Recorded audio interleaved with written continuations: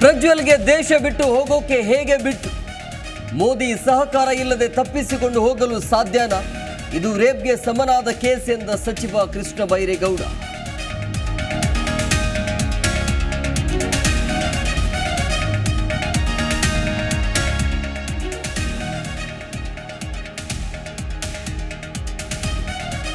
ಕಲಬುರಗಿ ಲೋಕಸಭಾ ಕ್ಷೇತ್ರದಲ್ಲಿ ಕಾಂಗ್ರೆಸ್ ರಣಕಹಳೆ. ಕಾಂಗ್ರೆಸ್ ನಾಯಕಿ ಪ್ರಿಯಾಂಕಾ ಗಾಂಧಿ ಅಬ್ಬರದ ಪ್ರಚಾರ.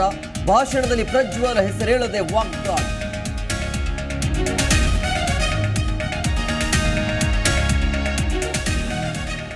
ಅಪ್ರಾಪ್ತರ ಮೇಲೆ ಲೈಂಗಿಕ ದೌರ್ಜನ್ಯ ಆರೋಪ. ಮತ್ತೆ ಜೈಲು ಪಾಲಾದ ಚಿತ್ರದುರ್ಗದ ಮುರುಘಾಶ್ರೀ.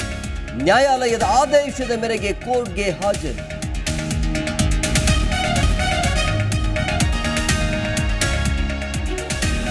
ರಾಮೇಶ್ವರಂ ಕೆಫೆ ಬಾಂಬ್ ಸ್ಫೋಟ ಪ್ರಕರಣ. ಆರೋಪಿಗಳಿಗೆ 14 ದಿನ ನ್ಯಾಯಾಂಗ ಬಂಧನ. ಎನ್ಐಎ ವಿಶೇಷ ಕೋರ್ಟಿಂದ ಆದೇಶ.